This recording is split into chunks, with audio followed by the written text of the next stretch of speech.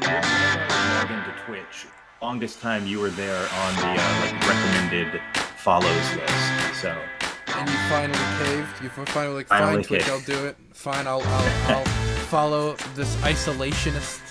I'll do it. Are you an isolationist? Not in the slightest. People really Oh, think there I you go. am, but not in the slightest. Yeah, no, it's funny. I mean, I was never a big Twitch person until I guess March of this year, when we started our channel. Mm-hmm. We kind of started it in response to the whole coronavirus thing because I don't know, we're on a lot of platforms. We're mostly on Twitter and the podcast and subreddit, but everybody being stuck at home and kind of having nothing to do for several months seemed like a good excuse to start a Twitch channel. So we did. Huh. You know, I mean, I think the thing about Twitch is, right, which is a little different, is Twitch is very community based. Yeah. You're not going to get the same amount of votes on YouTube, but it's a much better place, in my opinion, to like actually like build a community and build a career, and then you can kind of try to export that to YouTube. That's what I'm currently trying to do, at least. Yeah, it's very very interactive. That's the draw. That's the killer feature of Twitch is how interactive it is. How you can just interact with the community so easily. A lot of the other stuff that we do is, Twitter's a free for all hell site Yeah, that should be deleted. It's addictive, but we should just set it on fire. most Um, definitely. it has good parts and bad parts. At least there's downvotes on Reddit, so You've cut out? have I cut out? Now I can You hear hear you. me? Now I can hear you. Oh, Okay, I gotcha. hope so. But yeah, no, the killer part of Twitch is just the interactivity. It was fun. We're not doing it any longer. We kind of I don't know, like I have a day job. Yeah, I got you. don't do this for I don't know. I do it basically just as a hobby. Run the podcast and the Twitter and all that. But yeah, it was kind of a fun time doing it. We were about 3 months on Twitch where we were going Oh. 4 times a week, and it was like diving into this whole new world, man. I've been on Twitch for about 7 months. I mean, it's not my main career either, but it's become my at this point it is my main source of income with COVID and everything. So Yeah, man. yeah, it's pretty it's pretty important to me. But so I assume Occurred is uh occurred. the interest in having a conversation, because I did reach out to you guys because I saw that you've been doing stuff on Twitch, and I was interested because the word neoliberal has like a lot of meanings to a lot of different people, and then like Oh yeah.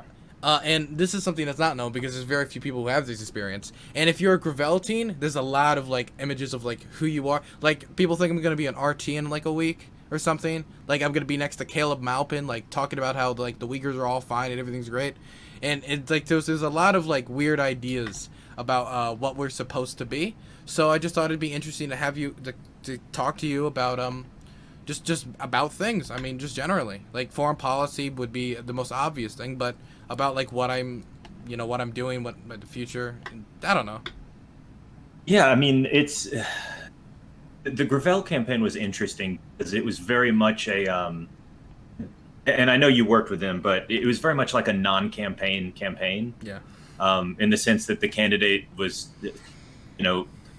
mildly aware that he was running for president. Yeah. But it was a very interesting way to just catapult certain issues into the mainstream. I think one of my favorite things about the main, who I'll call the main Graveltines, was their focus on some niche legislation. When they were screaming about the Green New Deal or Medicare for All or whatever, that's replacement level bullshit on Yeah. Twitter. Just there's the 10 million There's a other million people Rose doing accounts. that. Yeah. Yeah. But they actually did bring some attention to stuff like Stafasta, which was some really harmful sex work legislation, and for stuff that's was more niche issues. I thought they were they're pretty successful, at least in raising awareness and getting people to talk about it, and people are starting to think about that legislation now. Yeah, I mean, Sister Foster would be one of the more obvious examples. I mean, I had never like done anything with sex work in the past, and all of a sudden I was on a campaign that was highlighting a piece of legislation that was harmful to sex workers. Occurred is occurred. And it was, it was very strange. And ever since then, I would call myself someone who is pro sex work. And now, anytime I interact with people in the local political scene that has any like power over like local legislation when it comes to like how the city treats sex workers, one of the questions I always throw at them before like I jump on a campaign or anything is, what's your policy on sex work in the future of the city, or in the future of this county, or in the future of the state? And it's very Here's a question for you, actually. Mm-hmm. What is the category of sex work an actual to have? You Because I think, can you hear me now? Yeah, I can hear fine. Okay. Is it the category of sex work actually a valuable category at all? Because to me, when I hear that, you could think about actual prostitution, but a lot of times you also hear about exotic dancers or escorts or other kind of less, I don't know, they're further down the sliding scale towards respectability, I guess, if you're an exotic dancer versus an actual, sex for hire worker in the very literal sense. Is it a useful category to even think about sex works overall? Like, should we be regulating exotic dancers the same way that we do prostitutes? I think when people say sex work, I think it's a kind of like a term of industry unity. You know what I mean? Like, I mean, like, there's a lot of difference between an escort and somebody who like works an OnlyFans account. And there's also a lot of overlap a lot of times, because if you work in one part of the sex work industry, you might work in multiple parts. Maybe you're not only like a porn star, quote unquote, but maybe you actually work in marketing, such like stuff, or there's a lot of things across it. It isn't just the people in it too. It could be the people like camera work and like marketing and stuff like that, advertising, recruitment. There's a lot of actually that goes into it. Yeah, but when we talk about like protections for sex workers, nobody's talking about nobody's talking about advertising department. Yeah, the advertising department. But I think that the idea is that if you get all these people who are, if you divide it like up, right, and this is the same idea behind, I guess, a union, is you divide all the parts up. I would make the same argument to kind of like SEIU, how SEIU is a healthcare workers union. It isn't just, it's basically they want to get everybody who works in a hospital together, even though they have very different like regulations on what they should be doing. They kind of want to have like an industry unity. At least that's what the term seems to be used as. When somebody says sex work, it could mean something from OnlyFans all the way to escort, but they seem like the industry from again, I'm not an expert on it. I really just know about it from my time on the Gravel campaign, but they seem to have a lot of like unity. It's such a leftist thing, and I have to snap myself into that mindset of like, it's about consolidating class unity for this class of workers, and that's such a leftist point of view that even if they're very different, like they have a similarity, we're gonna combine them into a thing where they can have bargaining power and things like that. Whereas with my point of view, I'm typically more like, well, OnlyFans is, somebody with an OnlyFans account is so different from an actual, like, the stereotypical streetwalker that, like, we shouldn't even be considering them in the same, like, I want to regulate them completely differently if we're going to have regulation or whatever. Like, it's just funny to see, like, I think that's just an outgrowth of, like, the two worldviews, I'm guessing. I mean, this is something that's been done before. I mean, I would point I actually did union organizing for SEIU. I helped them with data management, stuff like that. And when I talked to SEIU workers and when I was calling them up, I had no clue when I was going to pick up the phone what they worked at in that hospital. And I'd get people who definitely have completely different backgrounds, completely different educations, have to have completely different like resumes to have their job, or what they do in their job is completely different than what somebody else does.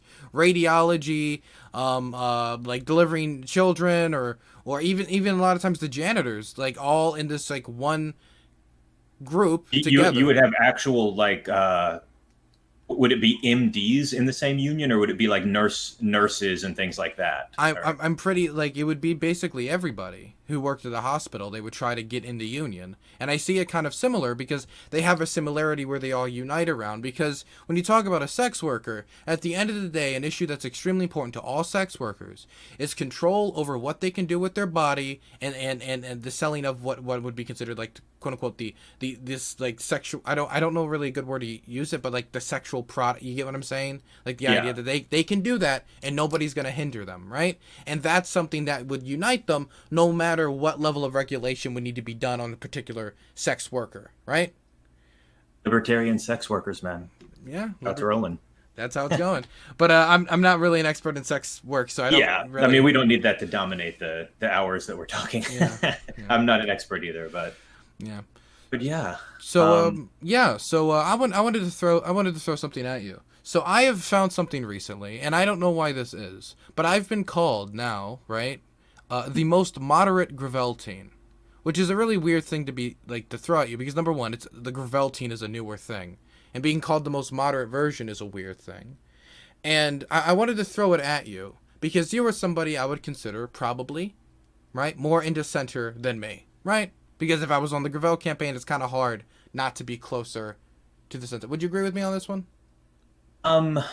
So I tend to not like describing myself as like a moderate or a centrist. Mm-hmm.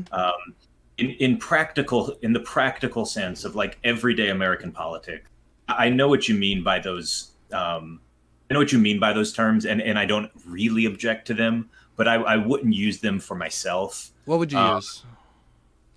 I would say first and foremost, I am a liberal or anything else. And I fit almost every definition of a liberal, whether you want to use the European definition of a liberal, where liberal is someone who is just a capitalist. Mm-hmm. And, I would probably be centrist to center right in many European countries. Mm-hmm. If you want to use the American sense of liberal, where it means a member of the Democratic Party, I probably fit that as well. If you want to talk about the actual political philosophy behind government and institutions and the actual history of John Stuart Mill, John Locke, and all of the great liberal philosophers, I fit right into that category. Mm-hmm. And in modern American politics, like calling yourself a liberal rather than like a progressive or a socialist has the connotation of, oh, I'm just moderate, I want what they want, but like only 30% of it at a time because I'm squishy and afraid to go as far as they do. But I don't think that's necessarily you have different goals true. And different objectives. I think liberalism is a distinct set of values from either conservatism or nationalism or socialism. I think that there's nothing moderate about the fact that I advocate for open borders, for instance. That's an obscenely radical position while still being a very liberal one, I think. Liberal in the globalist open market economy kind of sense, but also in the sense that it's focused at alleviating poverty and it hits a lot of the end goals that socialists would agree on. There are actually a lot of open border socialists as well, but anarchists particularly. Anarchist versions as well. If you don't come from the Marxist tradition, within the Marxist tradition, there's more of a like socialism in each country kind of thing, which you could go back and forth on that. But if you're more of like a leftist who likes, Kropotkin or Bakunin or one of those guys, you're probably more inclined towards. Yeah, I mean, personally, right? This is something that's really weird because I, since I'm a Graveltian, a lot of people was like, okay, you're a leftist, right? I have personally, and this is something that a lot of people in my community hate, I have particularly no interest in ending capitalism. I don't see it as like an end goal for me. My end goal is to make sure people live the best way possible, right? And so far, capitalism has been shown to me to be the best way to produce wealth. I just have a problem with so far how it's been distributed amongst society and the type of cushions that are available and the lack of economic opportunity given to many communities in the country. So there's not really like any philosophic reason for me to like want to end it if I think that could be achieved within the area of the system, right?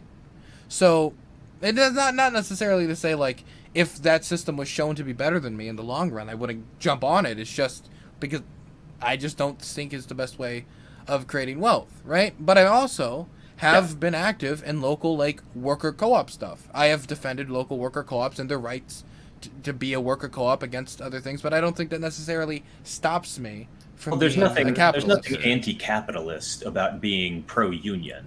Mm-hmm. But you could be for unions or against unions within a capitalist system. Liberal capitalism is essentially what most of the world has been operating under for quite a while now, and there is such a variety of ways that it can be done that a lot of times the dumbest thing to do in politics is to sit around and debate what different terms mean. Is socialism Maoism, or is it Sweden? That's kind of a silly debate to have, but if we're being accurate with our terms, like Sweden is a capitalist system with a strong social safety net. So whether you're a Sweden style liberal capitalist or a more libertarian style liberal capitalist, those are both kind of branches out of the same tree, I would say. Yeah, I mean, when I look at European models, that's something I'd like want to put myself over with. But it's very weird how this is talked about in an American political sphere, because it's one of two things. It's either they're a bunch of socialists. You want to do the socialist things over there. That's bad. Or when like Bernie or somebody tries to claim that as socialism, say, well, wait, they have all the free market capitalist stuff. They're capitalism. So either like anytime we try to advocate for something something that the European model would have, it's called socialist because it's to the left of the current political sphere. But anytime we like point to the successes, it immediately becomes like a capitalist powerhouse. I will say this is actually, both sides do this, not to be Mr. Both Sides, but the DSA will sometimes be like, look, we just want Sweden style socialism, and again, sitting around debating the meaning of terms is like the dumbest shit in the world, and we can all do better than that. But I both conservatives will be like, Europe is socialist, and then at some point the conservatives yelled that enough that the DSA style left essentially said, sure, well, Europe's great, and if they're socialist, then we're European socialists like they are. And it's further confused by the fact that like the French Socialist Party has actually been in power many times in the last few decades. And it's not a Marxist party. They're not advocating for actual socialism. It's just the name of their party is the Socialist Party. Like Francois Hollande, the president before Macron. Hollande wasn't actually trying to like, again, overthrow capitalism or anything like that. He just wanted like high taxes. So the whole debate is a little silly, but you do see elements of that. There's elements where like you go to Denmark and they do have universal health care. I don't think it's like a Medicare for all style system, but they've got a universal system. They've got a stronger welfare state than we do. But then they've also got like a 0% corporate tax. You have to be able to count to two. You have to be able to hold both of those things in your head at the same time, that like they do not tax corporations at all, but they also manage to have a stronger safety net than we do through other forms of taxation. So I don't know. The world is complicated, and a lot of these debates get to be very simplistic when people start shouting slogans, basically. Okay, so I wanted to kind of get away and start talking, since I'm a Graveltine, and I have worked as now a foreign policy advisor for two candidates. I wanted to get over to foreign policy, because this is the area which I thought was going to be really interesting. Sure. Because, being a Graveltine, many people think I was going to, like, completely crash with your people's, I was about to say your people's, with... Has that been kind of I've watched your stream just a few times, but is that kind of a big part of your identity right now, in terms of like you really have gotten a lot from that experience where you really identify with like, I'm okay with that being a label for myself now? It's weird. It's weird because I am a young individual. I am 19 years of age, but I have done a pretty decent amount in the last 2 years of my life. I've worked on the Gravel campaign. I studied at the University of Maryland International Relations while I was still in high school through a program, and both of those combined helped me to get a job as advising Michaela Wilkes, who's right there, as a foreign policy advisor. Then I advised Senator Jill Carter in foreign policy, who, well, State Senator Jill Carter, not nearly as cool, but I like saying Senator Jill Carter. Then I helped manage a mayoral campaign to a successful one in my own city. I've done a lot of stuff on the resume, but the Gravel thing is the thing that sticks because it's the thing more people online know about. And extremely online people. Extremely online people. Well, people in my community know me for working with Patrick Wohan on the re-election campaign, working for Michaela Wilkes as her foreign policy advisor because I had to go to a lot of town halls and city meetings and stuff like that. So I'm fine with that being a way to define me, but it feels like that label, when stick to me, there's a lot of things that like come with it. Like for instance, isolationism. I remember I was interacting with somebody. It was about the Soleimani killing, and I was expressing why I had like reservations about it, and people were like DMing. Like I was talking to like some like contributors to the Jerusalem Post. People were DMing them. He's an isolationist. Don't talk to him. I'm somebody who believes that globalization and free trade is one of the biggest bringers of peace of like the 21st century, right? Yeah. I am somebody who is supportive of weapons deals with Taiwan. I'm somebody who wants to do freedom of navigation operations every month through the South China Sea. I'm someone who believed that the intervention in Kuwait was 100% justified. I'm someone who believed the intervention in Yugoslavia was 100% justified. By any definition, you can't really call me an isolationist, right? Yeah. Even though I might be against the Iraq War, think the war in Afghanistan was horribly managed and Barbara Lee had good criticisms, be against another thing, I was against the pullout of northeastern Syria. I think that was one of the biggest betrayals of like modern American history of a local ally. I was fine with the JCPOA. I thought that was a good thing, right? So while I would still put myself, when it comes to foreign policy, on the left, right, and be someone who's a lot more reserved than a lot of other people in the foreign policy, like, quote-unquote, establishment, I'm not an isolationist. You can't really call me that. Yeah. But anytime someone sees the Gravel marker, I just want to bring all the troops home and cede everything to Russia and China. Do you buy into, because you mentioned it earlier, do you buy into, like, I think you'd probably call it liberal peace theory? The theory about, trading partners don't go to war, free trade, and that kind of national institutions are the best way to prevent wars. Yes, I'm. If you look at my watch, it's the flag of the United Nations. I am somebody who really is big on like international law. I'm huge on international law. I think it is of extreme importance. I think unilateral acting as a unilateral actor is a Dumbo move. It's how you're going to get bonked. You got to act in multilateral institutions, right? I think that trade that, if I'm getting my cocoa beans from this guy, if I shoot him, I don't get cocoa beans no more. I mean, it's pretty simple. Like, it's pretty simple to get in the head. Now, there's, to an extent. Now, I think people get caught up. I did IR, right? And I found IR to be extremely frustrating because everybody was, like, really solidly in one camp. And I feel like that's the dumbest possible way to look at IR. I think you really need to take a little bit from every camp. For instance, I believe international trade has obviously, just through looking how conflicts have gone into the 21st century, have decreased the amount of conflicts overall. I think free trade, no matter if you want to call it exploitative, whatever it is, it has decreased the amount of interstate conflict. That is undeniable.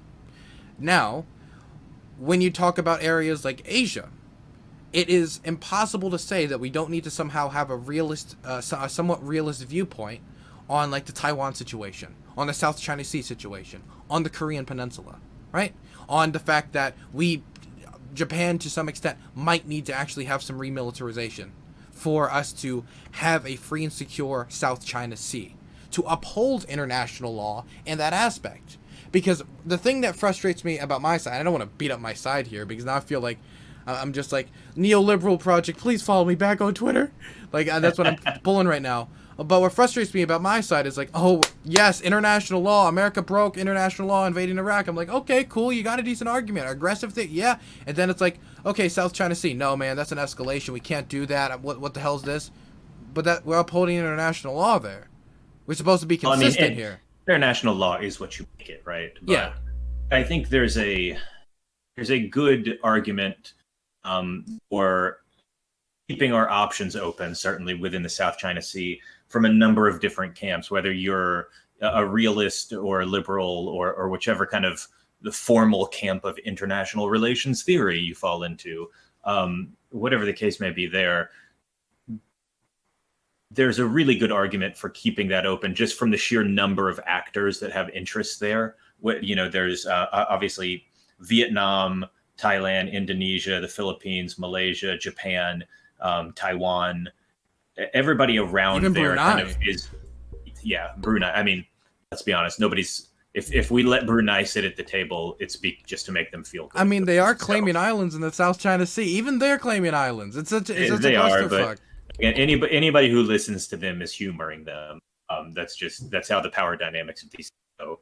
But there's so many different competing interests there that, how to put this, having someone come in and set the rules of the game is in a lot of people's interests, so that you don't have like multi-party conflicts going on. And if it's not the United States, it's going to be China. If the United States isn't enforcing some sort of weird quasi-neutrality in the South China Sea, then the dominant power is just going to be China. They're just going to take over everything with their 9-dotted line. And what are the Philippines going to do about it? Nothing. When I look at the South China Sea, I see it as an issue where, there's a lot of arguments to be made about like American actions in the Middle East, and like whether which instances were just darn gone, like we horribly managed and really bad. What actions were decent, supporting the Kurds, Operation Inherent Resolve, right? There's like a decent debate to be had there. When it comes to Asia, like if you want to talk about like what the locals feel like, I remember I had a debate with a Juche stan recently on the issue of a what? A Juche stan. That's North Korea's, basically it's a party in North Korea.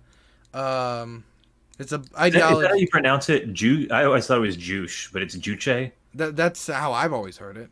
Juche. I'm looking this up now. I'm looking this up now. How to pronounce Juche? Juche. Look this up. Hold on.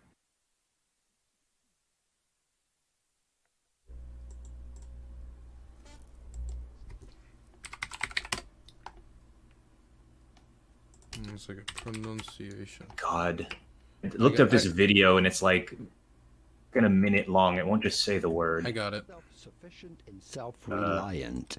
Self-reliance is essentially...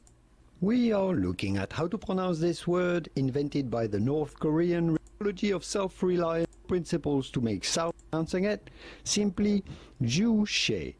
Juche, yeah, it is Juche. Okay, yeah. It stuns me that there are unironic North Korea stands out there, but that's wild. Like, well, I mean, you've talked to them. You have more patience than I do, I guess. I would say it was an extremely productive conversation. How? I would say that 90% of it, I'd say 70% of it, they just talked about history. And they were like, going along the line of like, people don't know that South Korea had a dictator. Well, that's true. Most people don't know about the dictatorial actions of South Korea. That is a true thing. People don't know about the American killings and things. Like, most people don't know about no gunry. Most people don't know these things. Okay. And I was just waiting for like where the like that was gonna happen.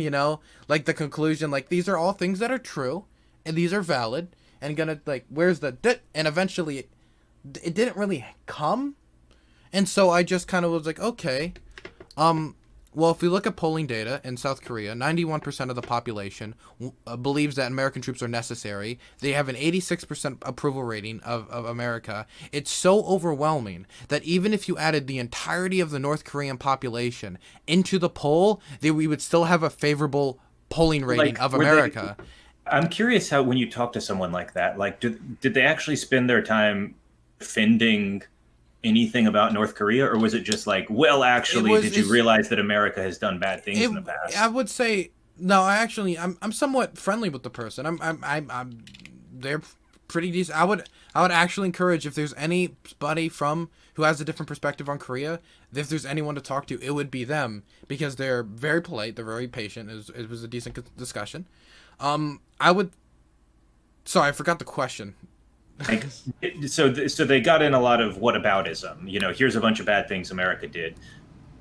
Well, It's like an actual North Korea stand. Like, well, I would say like when I'm trying to justify when I like, brought up like any of it, and I didn't really go into it because I thought it was kind of self-evident, right? Like the fact that they have concentration camps, right? That the fact that they like I got into a little bit, but it was like about like LGBT rights, right? I was just like it was very small, but mostly it was like just historical perspectives. But I did get into one instance, which it's the Olympics bombing, if you know about that. It's the time when North Korea put bombs in a plane before the Olympics and killed a ton of civilians in an act of terrorism.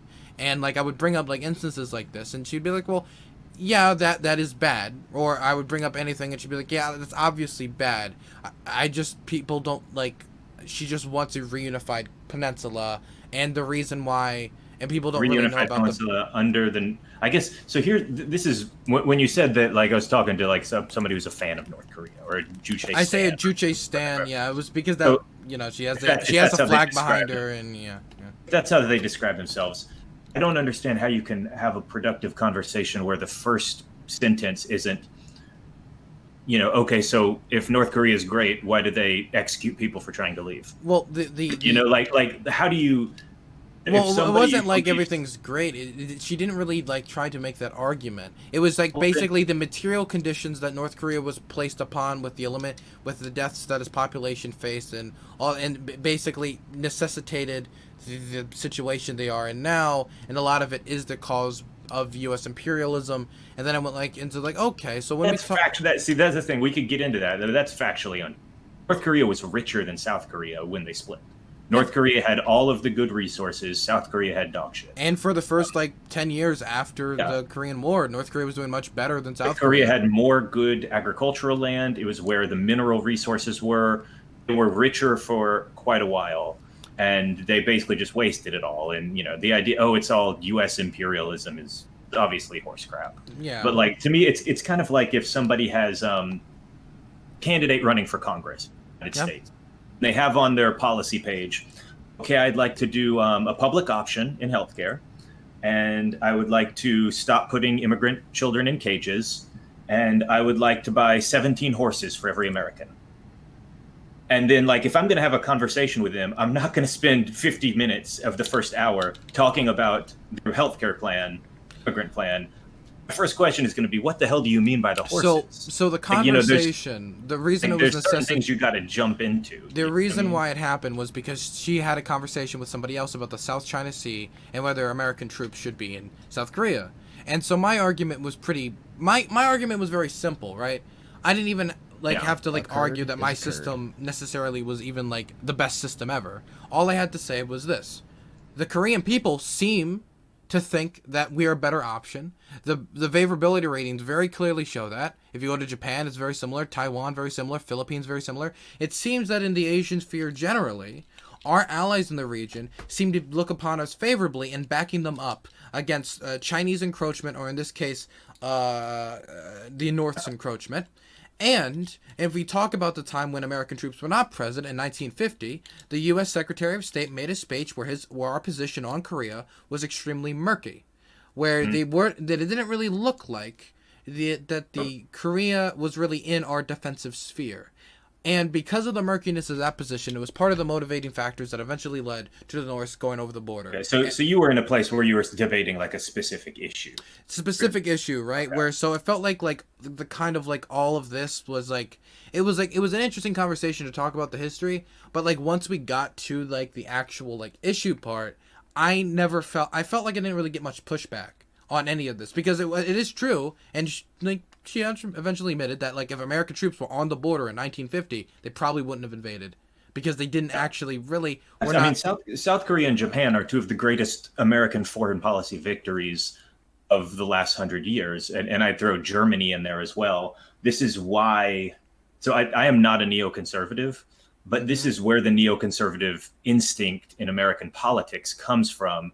The fact that we won World War II over Germany and Japan, and we were able to basically do nation building Germany and Japan, and now they are extremely rich, liberal democracies, and they are, our allies. They're beacons of freedom. They're both so much better off than they were. They're, again, democratic, capitalistic, liberal, human rights. Everything has gone right in Germany and Japan, and to a lesser extent, South Korea. South Korea obviously was a dictatorship at first, but it kind of got richer, graduated out of being a dictatorship, was able to transition into being a liberal democracy basically on its own, and now is a pretty healthy liberal democracy. And again, Taiwan, we can point to Taiwan in a similar fashion. point to Taiwan. And so if you look at all of those, you can see why the neoconservative instinct existed. I think it's been pretty thoroughly refuted in many ways. The idea that we can just go do nation building wherever we want. Yeah. But you can see where that developed from. And those really are enormous victories in foreign policy. The fact that Japan is one of our greatest allies in the world now, the fact that Germany is one of our greatest allies, and South Korea as well, and to a lesser extent. And that's why people were so eager to get into Vietnam and save them from the communists, is because up to that point, they had a pretty decent track record of doing that. And then obviously with Vietnam, things went very a little far south. Sideways. And the thing about Vietnam that's very interesting is that the history of our support for what eventually became the Viet Minh, right? And and their rhetoric, right? And the history of Ho Chi Minh's ideologically. I mean, this is something I think is mostly accepted now by most well-read scholars, but it's still somewhat rejected, that Ho Chi Minh was a nationalist. He was a Vietnamese nationalist. It's kind of hard to deny that, from his... I mean, when you're fighting a war of independence, everybody's... Yeah, but he was always a nationalist, right? Basically, from the time, the First World War I, peace conference was happening, he was trying to hand a letter over to Woodrow Wilson, talking about the independence of it. He was always a nationalist. And I would even say that his nationalism easily trumped, when it came to the scale of it, his dedication to the communist cause. I think he partially saw it as a means to an end to the Vietnamese people's liberation.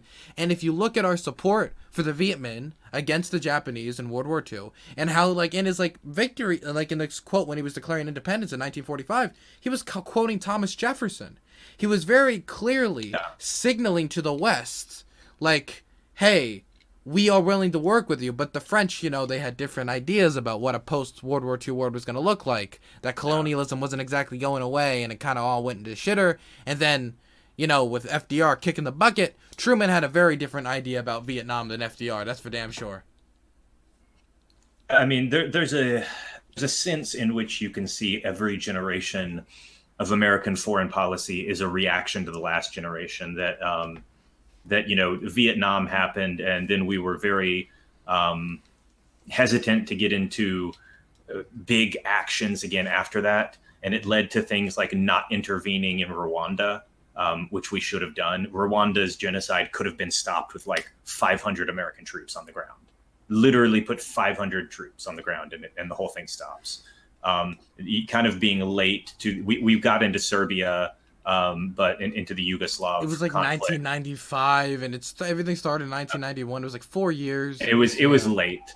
So, but that was the instinct again. The same way the instinct that got us into Vietnam was this history of successful nation building. Look at how Germany is a beacon of freedom, and behind the Berlin, West Berlin is a beacon of freedom behind the Iron Curtain. Japan is becoming a liberal democracy and is rocketing into wealth, and so you invade Vietnam. It goes really poorly, and that informs a whole generation of people who in the 90s and early 2000s, or sorry, just the 90s, but by the 90s they're scared of intervention. They don't want another Vietnam.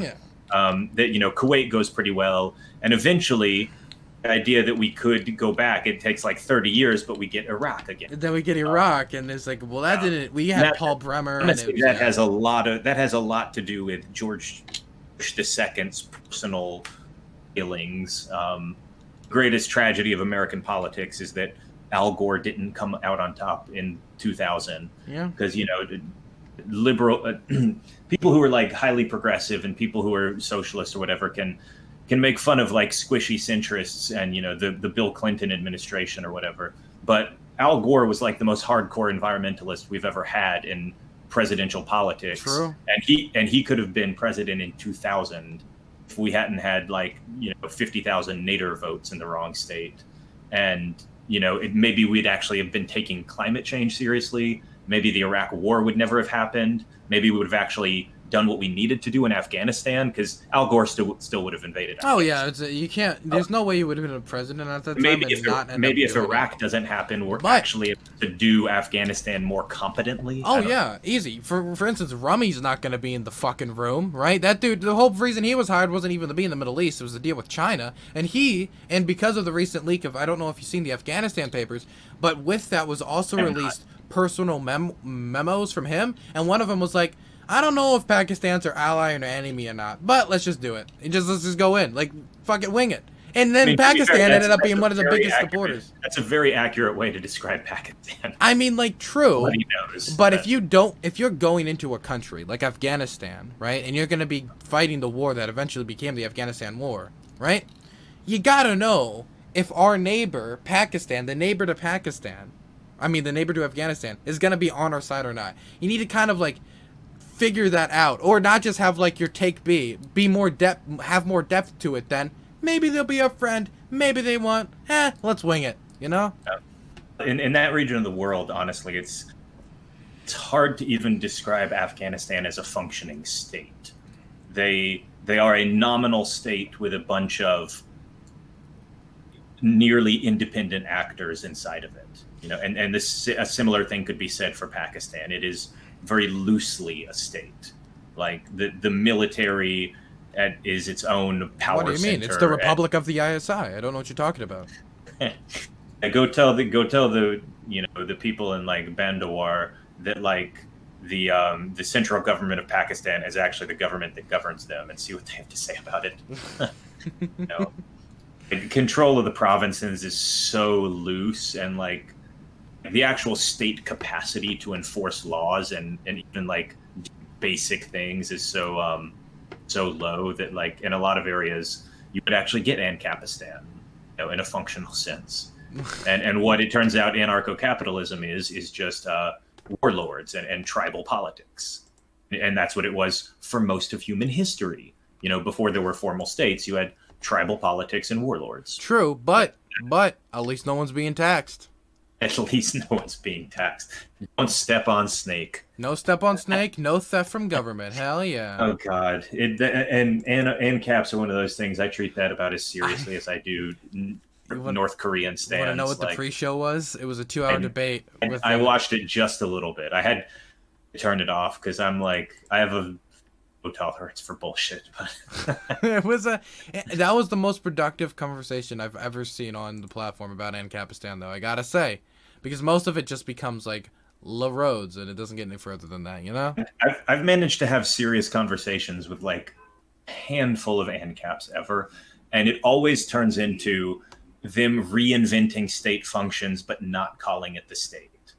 Like, we'll just have a collection of blah blah blah that manages to get money and enforce community standards, and I'm like there's actually a clip from The Simpsons that does this. Have you seen this Simpsons clip? Can I send you a clip? You're about to ask me if I've seen The Simpsons. Yeah, send me the clip. I'll play it. 1 second. Hold on 1 sec.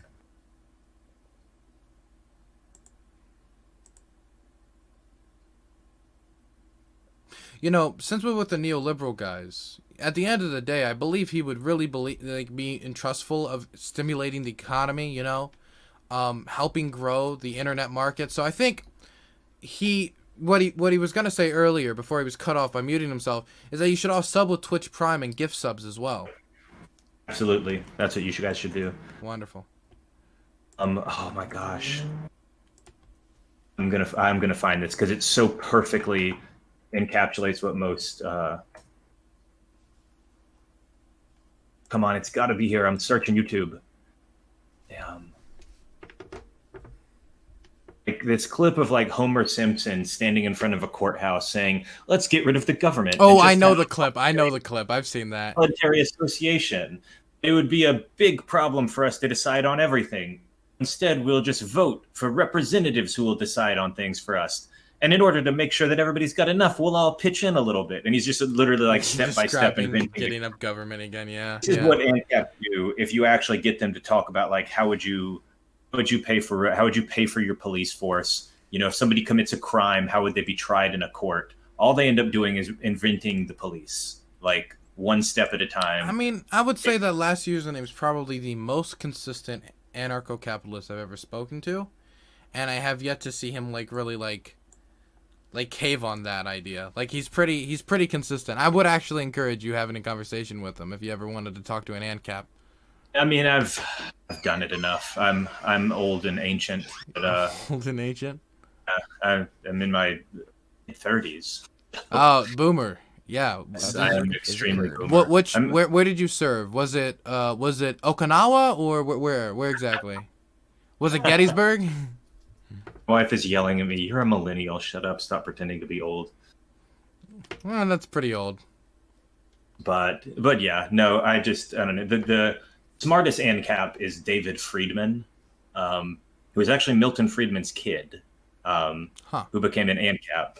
But even his stuff is like he all he wants to do is sit around and talk about like Icelandic government in the year like 950, how they all ran around in clans and had a privatized version of how to resolve conflicts, and I don't know that Iceland in 950 is like the system you want to extend to the modern world. But look, one world government, all based in Iceland. I think that's a bipartisan position most people can get around. One world government.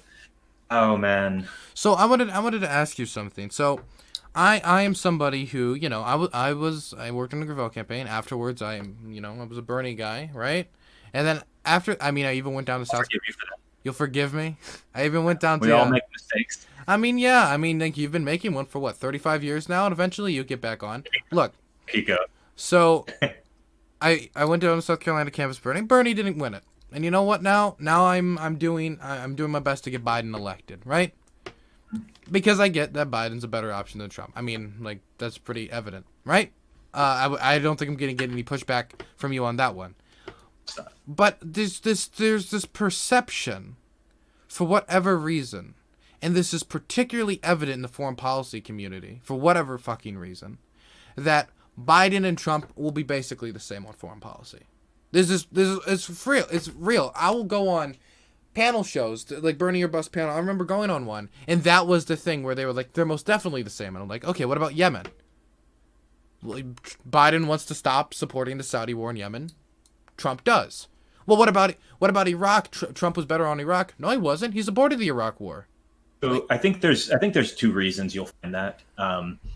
First one is just sheer ignorance. Just, okay, well, if you think Biden's the same as Trump, could you list all of Trump's actual foreign policy things that he has actually done, and then list Biden's campaign ideas?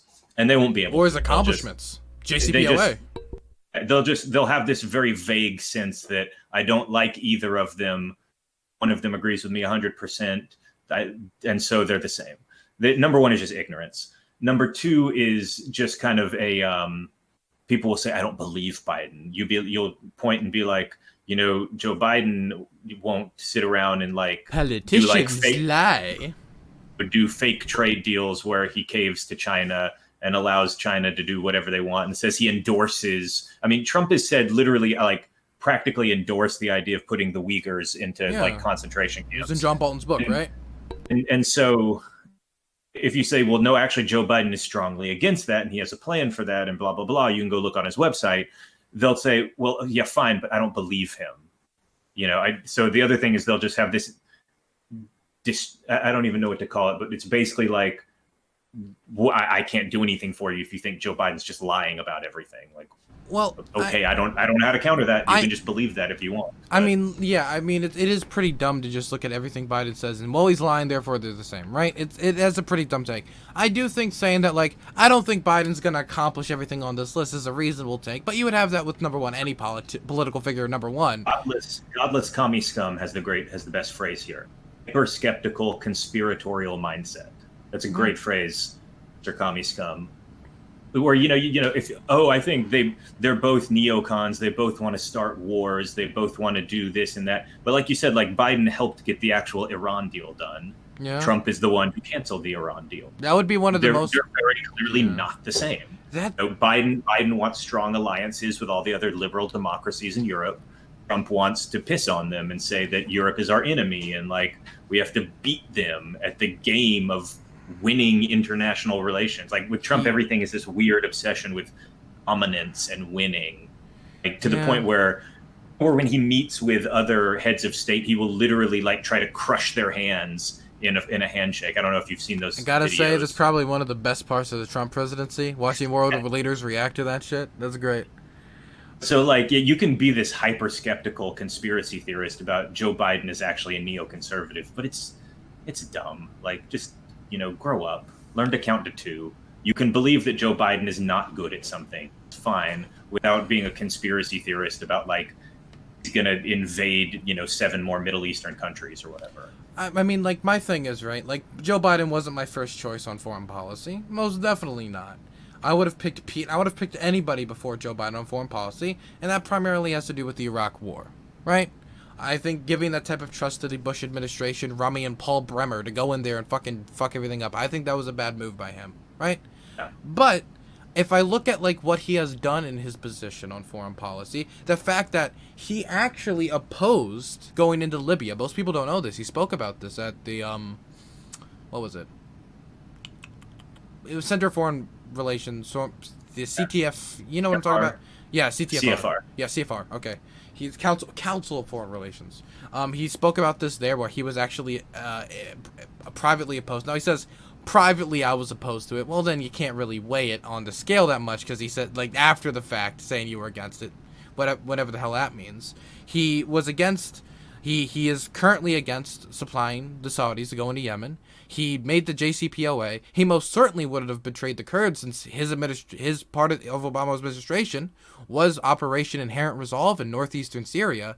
I mean, he most definitely is the only thing I would want to make sure from Biden, like going forward. I mean, there's a few things on his record I got to, but like the one thing I would point to is making sure that he'd continue freedom of navigation operations. But I'm not worried that he wouldn't really do that. I mean. Yeah, the biggest thing for me is not even any outright stuff. Like you could point to the policy on Iran, you can point to China stuff where, Trump wants to talk tough on China, but he doesn't actually do anything about China.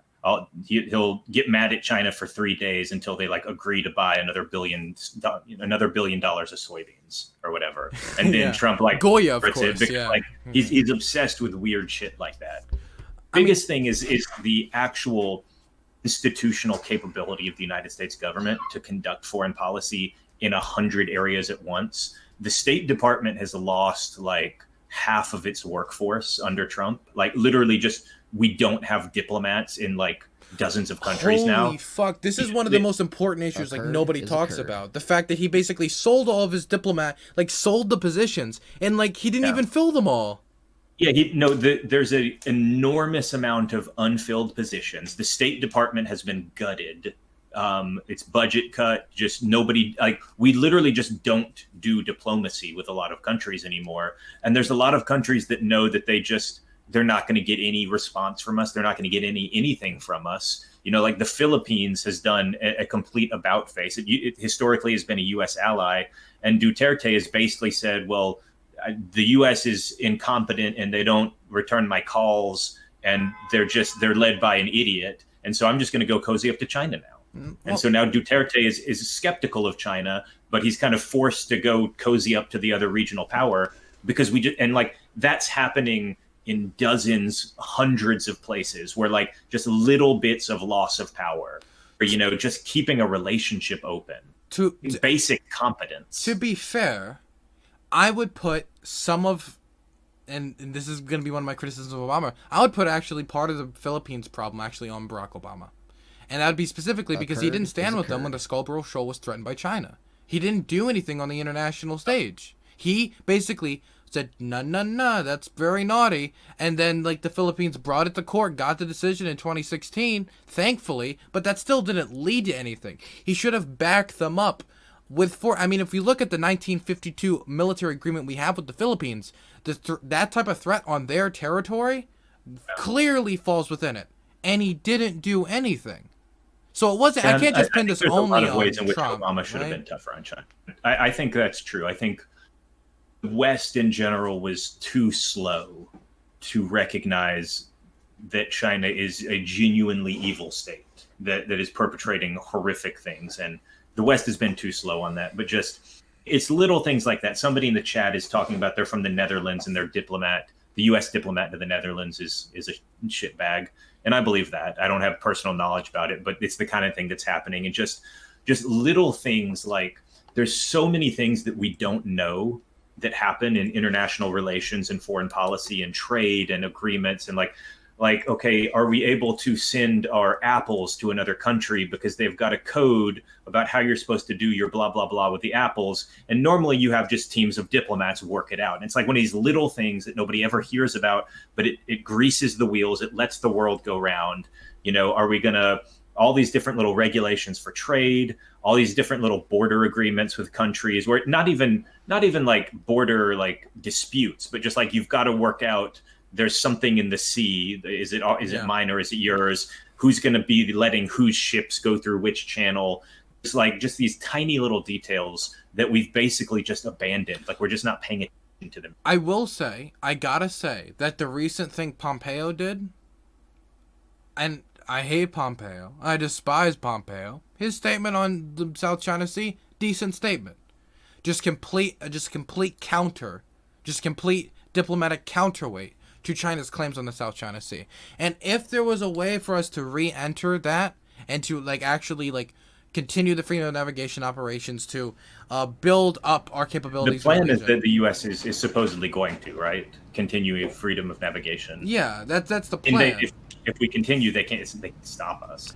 Yeah, there's nothing they can do to stop us. I would just say we need, if there's anything we need to put the final piece in the puzzle for us to have a situation where we're protecting the sovereignty of these nations, which is what we're doing.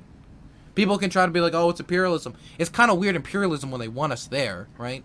But we're protecting the sovereignty of these nations. The final chess piece we need is somebody with the diplomatic skill to take these countries together and make them work together.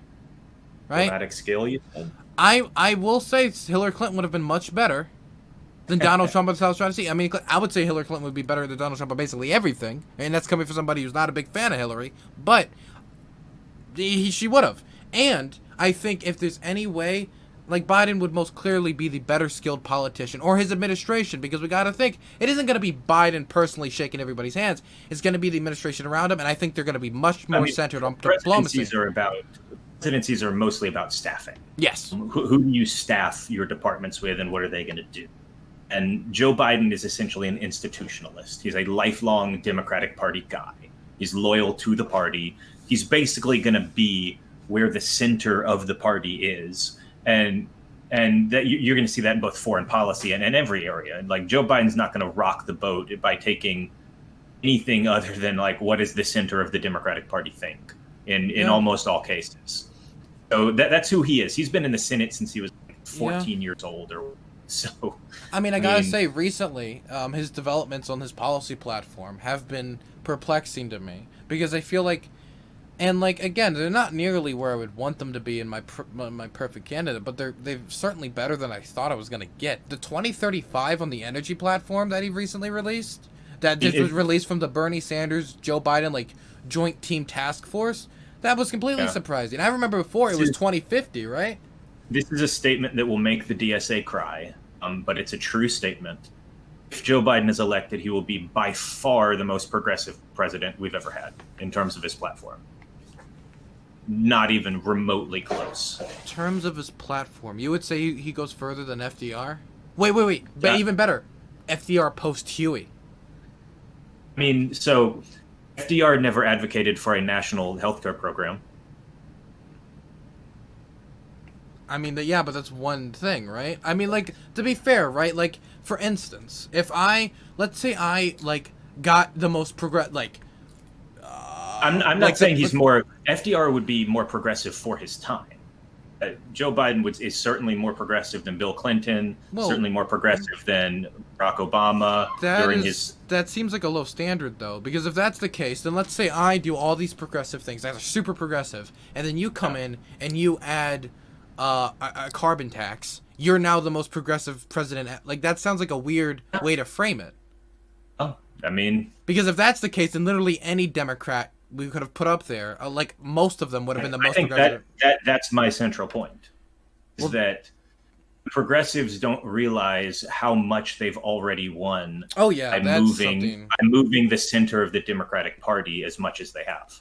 Oh, Center of the Democratic Party has shifted so rapidly that you can be a progressive and cry because Bernie lost, or you can be a progressive and be like, look, if Pete Buttigieg is someone's idea of like a squishy centrist, then we've won an absolute victory already. That is definitely true, right? That the perception has changed. We've gained a lot, right? I mean, The fact that Bernie was at that out of all the campaigns, the Bernie Sanders campaign, Bernie fucking Sanders was the guy sitting across the table of the Joint Task Force and then was able to get all this stuff is a wild thing. And if you would have said that to anybody in 2015, they would have called you the dumbest man alive. Right? That's just a fact. But I think framing it as like he would be the most progressive president ever, like I think framing it like for their time it's a little bit trolly. It's hyperbolic, but, yeah. I mean, it's true. It's just true in a sense that I'm trying to troll everyone. But I mean, one of the things that's come out is like Joe Biden's plan is essentially very Green New Deal-esque, except he doesn't use that language because the language has kind of become poisoned. And he took out, if I can just be frank, he took out the stupid shit about like job guarantees and things like that, but left in the actual environmental parts of it. Like his climate plan is very, very strong, I think. He's committed to spend several $1 trillion just in the first couple of years. $4 trillion in 2 years or something like that. I mean, I will say that it's much better than I thought I was going to get, but I do think like the idea, and maybe the jobs guarantee specifically, I don't know enough about a jobs guarantee to make an argument about it. But what I will say is that the idea, like the New Deal, the reason why it was called the Green New Deal, is because it was they believed that America needed a transformative New Deal that rebuilt infrastructure, all this stuff, got people jobs like building what all this stuff would be, and then what would man these new industries that we'd be thriving, right? So the jobs part is pretty important part of it, not just the environmental part. Then it would just be a Green Deal. It wouldn't be a Green New Deal because the connection to the New Deal is pretty specific. No, I mean, I get that's their logic. It's just, I would argue it's terrible logic. To like do investment in green infrastructure, which would help bring jobs and build up the. I mean, that's pretty decent logic. That's building infrastructure for renewable energy is a good thing. Yeah. Guaranteeing everyone in this country you can get a job with the government if you don't have a job would be a massive fiasco, and the thing is, when this was being proposed, America had a historically low unemployment rate, like 3.5%. Absent Corona world, like it's silly to be like the main problem with America is that nobody can get a job. The problem the problem I would point is the quality of said work or the type of benefits people are getting or the lack of protections or cushions, and that would be the main argument I'd make. But you're not. I would ask you to listen to what I'm saying here. I'm not making a specific statement about the job guarantee. I'm just saying that if any time the government does a massive investment program, right, in anything, and this would be a massive investment, this is trillions of dollars we're talking about. This isn't chump change. There's going to be money flushing. I mean, this is Keynesian. You flush money into the economy, and jobs is supposed to be produced with that. Jobs that people now have jobs, people buy more stuff, we produce more jobs, and the circle continues. So I think calling it a Green New Deal is like a good way to frame it to the New Deal, which historically is viewed very positively, right? And then adding the green part to say this is a New Deal centered around a green technological revolution. I think that's good marketing. So I think you think that because of the circles you may exist in, who you need to win if you want this to happen. Let's say Joe Biden becomes president. Let's say the Dems also take the Senate. And they've got like 51 people in the Senate. Which is looking better than ever, by the way. Yeah, it is actually looking better. And I hope they take the Senate. You aren't getting anything that Joe Manchin from West Virginia doesn't want. I understand that. Like Joe Manchin will determine your climate policy. You need to already be thinking about, okay, am I really attached to the label of Green New Deal? If it's going to cause Joe Manchin to kill it on sight, as opposed to what if I can just put a bunch of policy in there and call it something boring and get Joe Manchin to vote for it. You've basically red state Democrats in the Senate are who you have to convince. And even if we kill the filibuster, and we just need 50 votes, we still would need. You've got to think votes. Okay. You're going to need. You're going to need Steve Bullock in Montana. You're going to need Mark Kelly in Arizona, assuming those guys win their races. The thing is, Joe Biden understands this very instinctually. It's why you see him running as this like moderate friend of Obama, Grandpa Joe character, and then actually adopting reasonably progressive policies like the climate plan that he has, like the public option plan that he has. These are reasonably progressive policies. You go back 10 years and the public option was the far left of what you could imagine Obama getting in 2009 when he was actually trying to implement healthcare the very first time around. The progressive option was the public option. So this is something progressives have been shooting for. Joe Biden's, it speaks to how good of a politician that he is. That he basically is untouchable in terms of like you can't label him a socialist, and it just doesn't work. Yeah.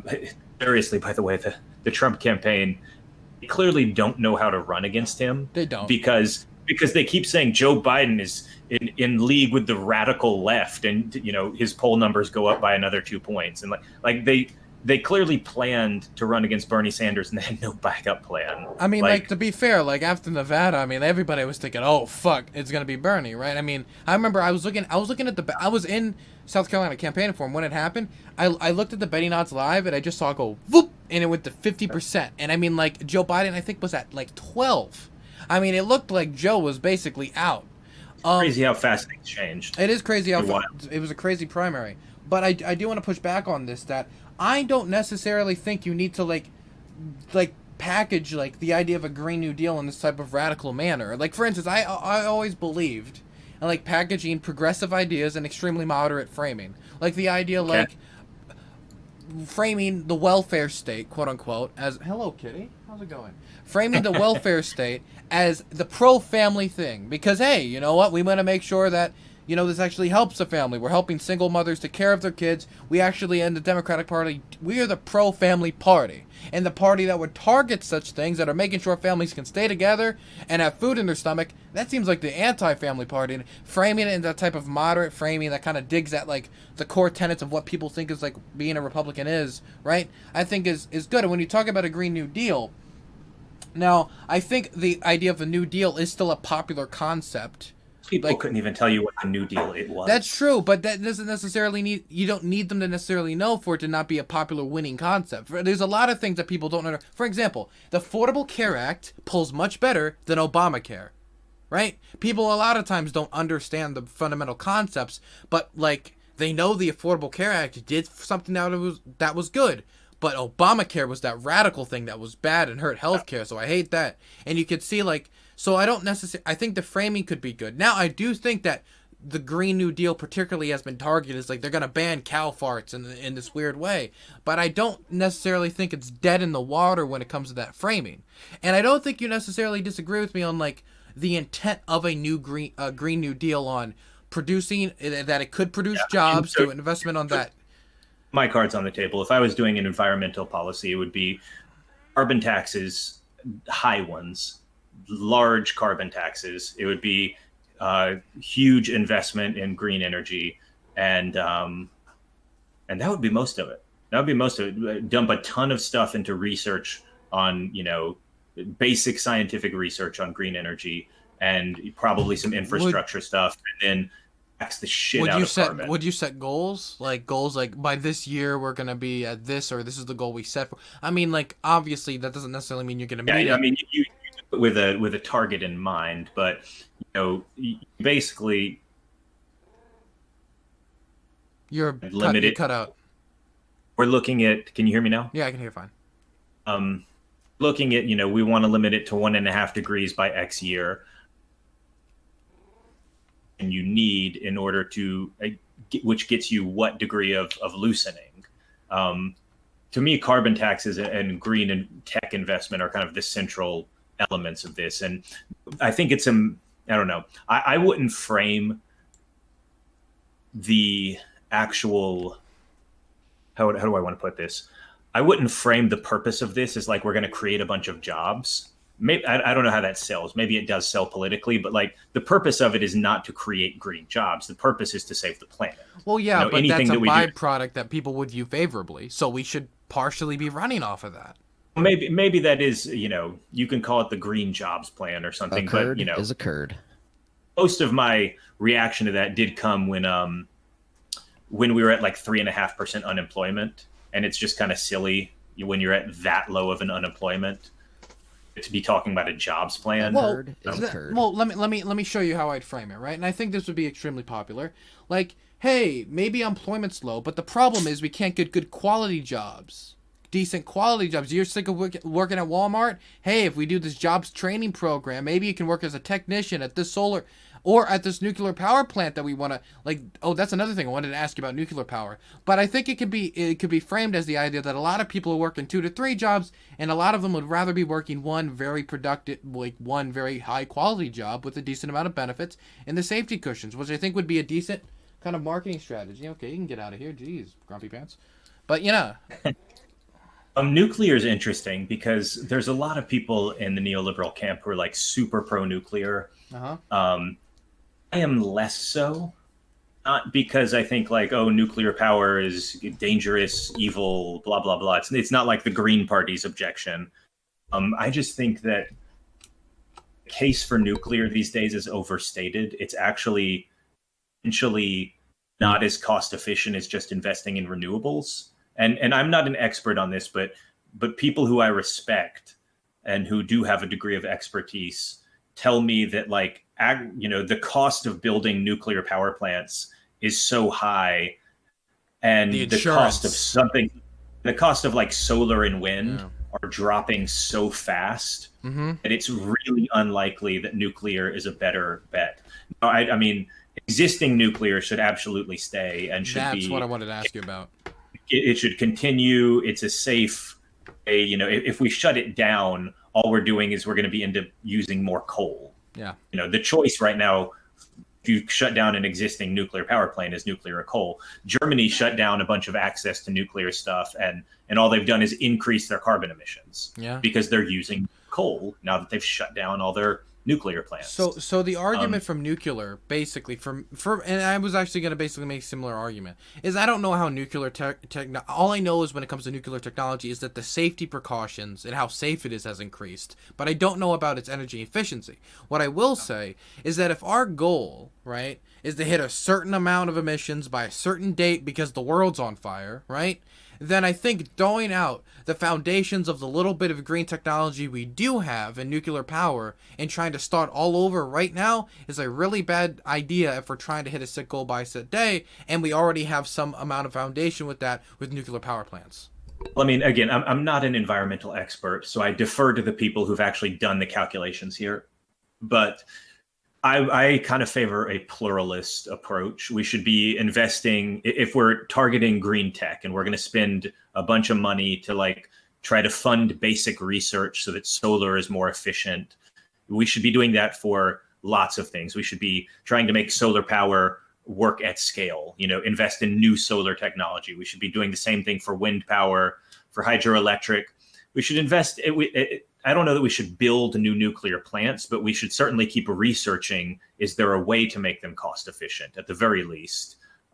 We should be doing things like carbon capture technology, both on existing plants to capture the carbon that's coming out of them, and what they call direct air capture, which is technology that exists. You can pull carbon out of the air right now, like just set up a machine and pull carbon dioxide out of the air.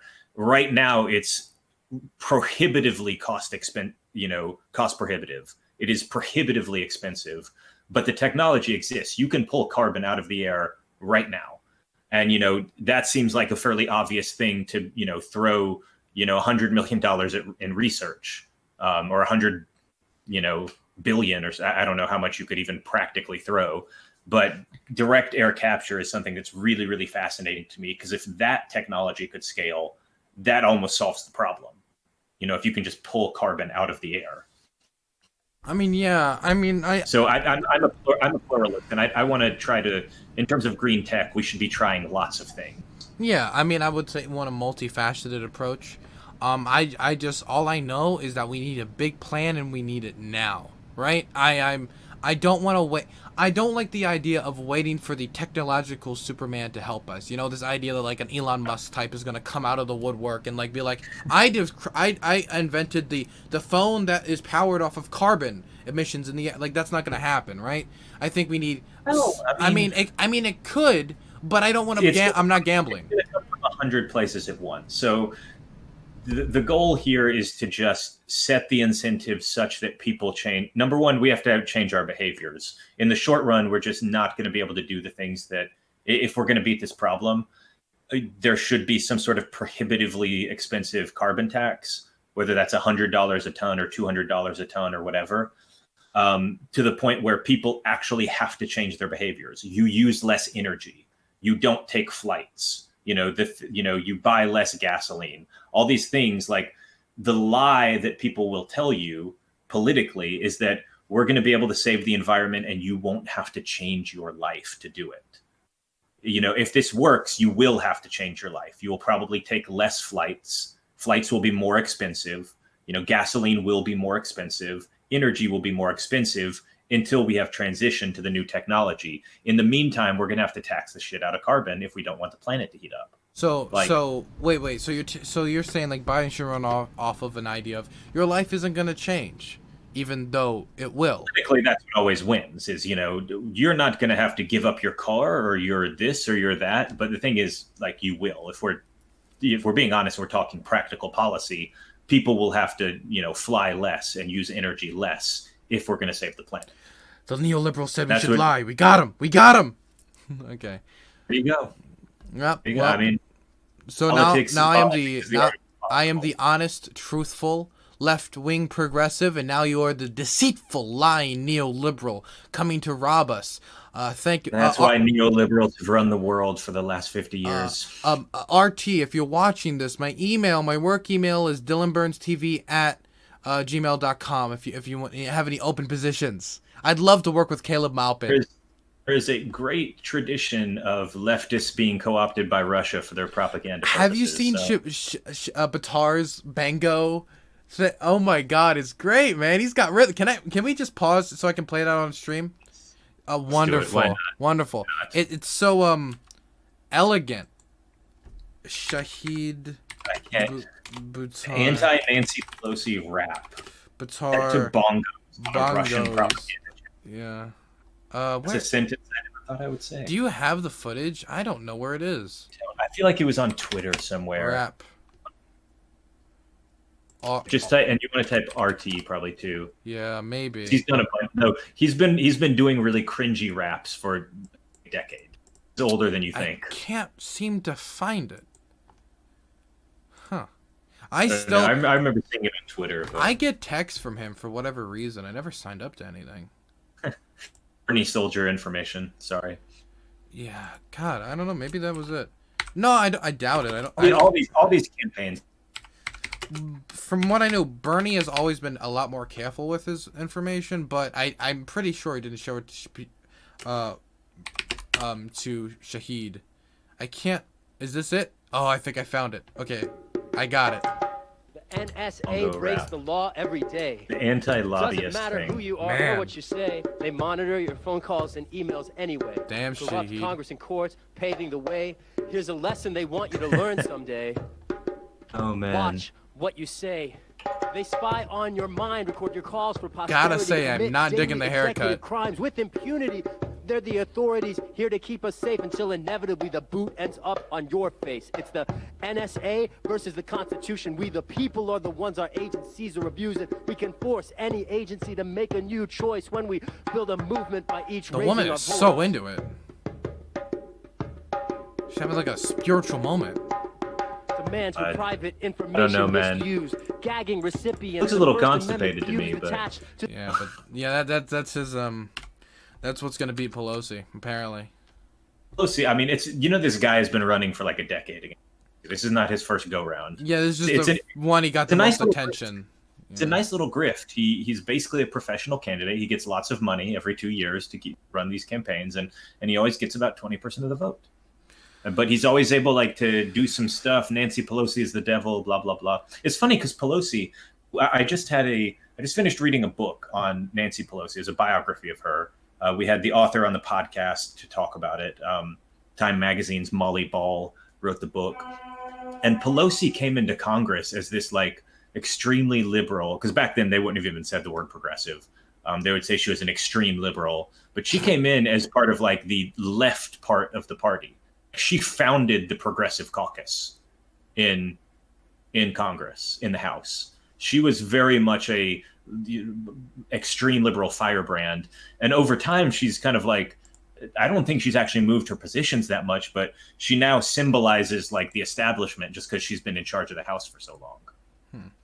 I mean, it's funny to think about how her perception has changed. Yeah, I mean, that does. Yeah, I mean, she's been in Congress for much longer than you've been alive. Oh, yeah, almost longer than I've been. So she entered Congress the year I was born. I'm 33. Wow. She entered in 1933. Damn. She's been in Congress since Hitler came to power. So. Damn. Yep, that's how it goes. But is there anything particularly you wanted to cover? There's about 30 minutes left, so if you had any questions for me or anything like that, since I've basically been directing the conversation. I mean, I don't know. Looking at the posters behind you, Ojeda, Michaela Wilkes, Bernie, Ben Jealous. I don't know. So are you still in school right now? Yes. Yeah. Well, currently no, but I'm going to be doing next semester. It's debatable whether you'll be in school next semester. It's very debatable. Yes, extremely. Will you be in school, or will you be I will be. I have actually. The thing is, I got a head start on all these other plebs. I went to high school out of basically almost entirely online school. We were in a physical building, but it was all on computers. So I got a head start on all of them. I was fine. Yeah, online classes. I actually like online classes. It's easier for me. Do you think that you will stick around politics, or I mean? Oh yeah. Because not to impugn you personally, 19-year-olds in general, the amount of 19-year-olds who say they're going into politics versus the ones who do. Yeah. Ratio is there, but I'm pretty confident. I mean, I'm about to be appointed to a few city boards. I'm got on another school board. I've done a decent amount of work. I've spoken at the University of Maryland. I mean, I'm pretty dedicated to this. I'm pretty dedicated to this. I actually could not think of working in a separate career other than politics. I've been pretty set on this since my mom died.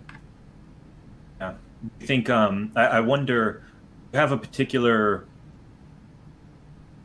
cut out. If you were a writer, they'd call it the inciting incident. Oh, I can tell you that. So I grew up in a very damaged household.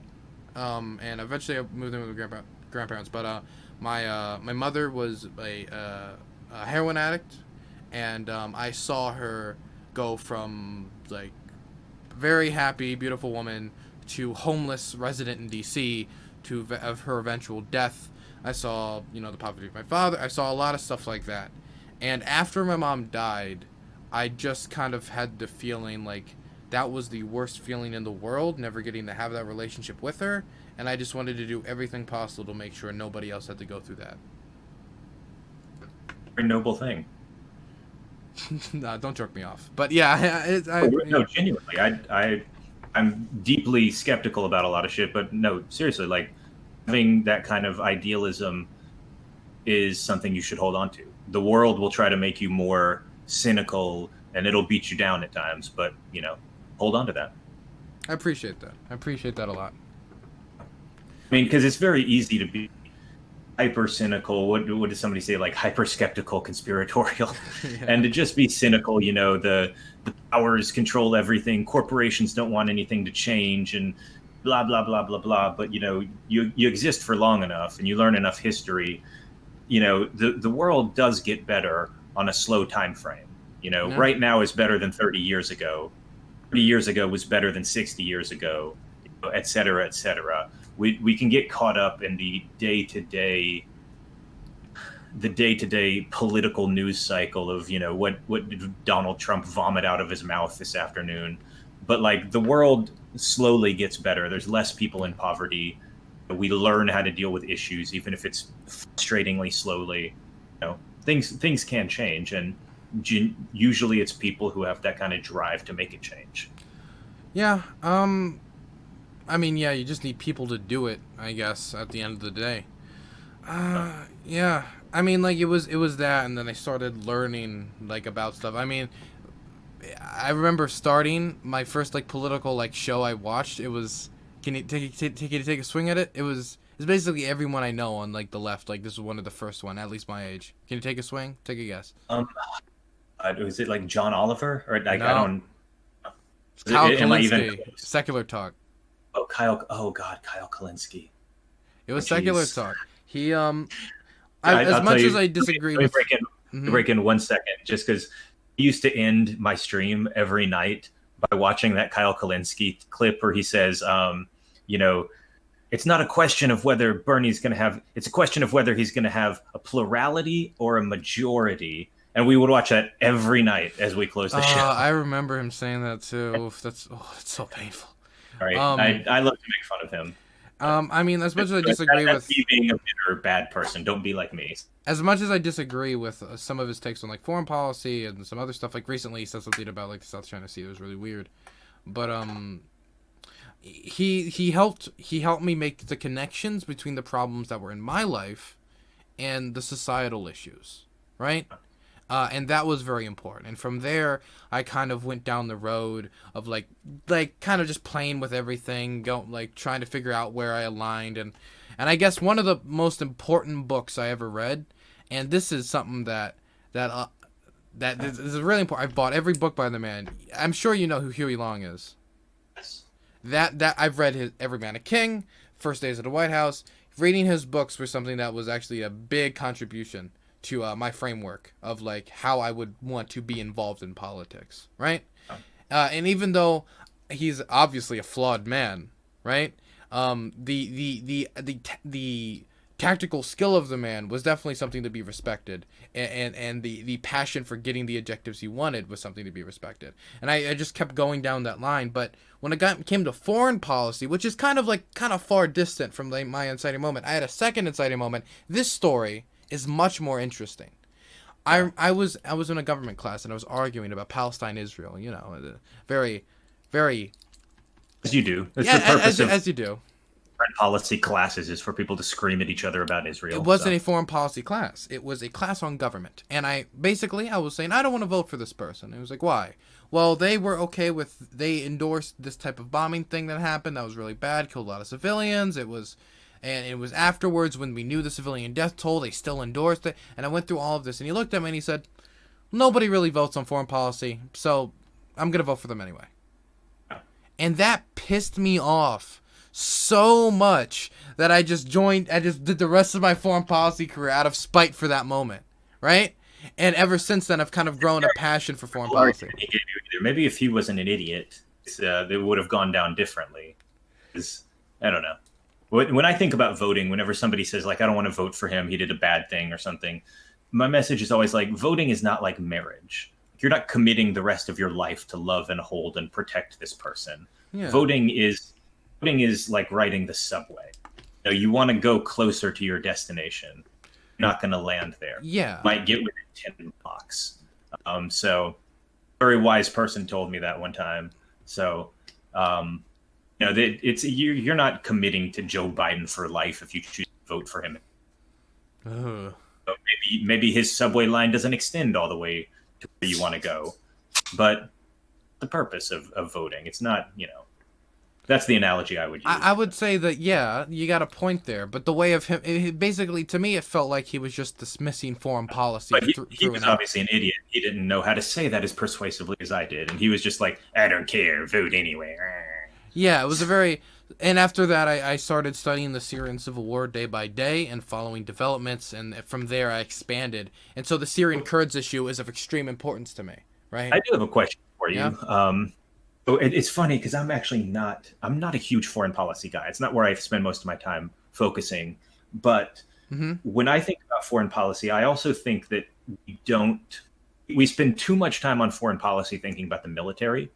and we spend not enough time foreign policy thinking about immigration and trade, which are both very much aspects of foreign policy to me. Yep. And they're often treated as separate things. Like interventionism is all of foreign policy and trade is like this other thing. Yeah. So generally, where do you sit in debates about immigration policy or trade policy?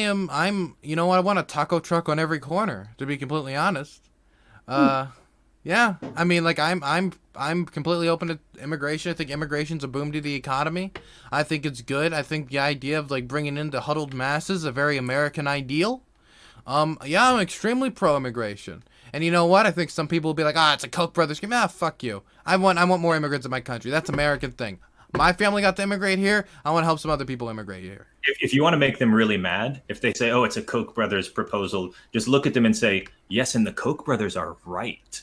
Ooh. You know, and then they'll get really mad. That's the way to actually troll them to that. I mean, I'm not open borders, right? No one's got me there, but I'm really, like, I want more loose immigration. I want to make it much easier to bring in immigrations, and I'm huge on taking in refugees. Holy shit. I want to take in so many refugees. You wouldn't even believe it.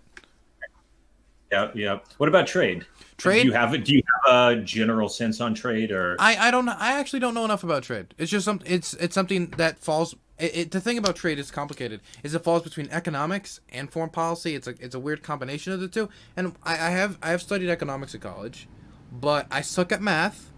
So I didn't follow through with the rest of my economics education. That's actually why I shifted to IR, because I hate math.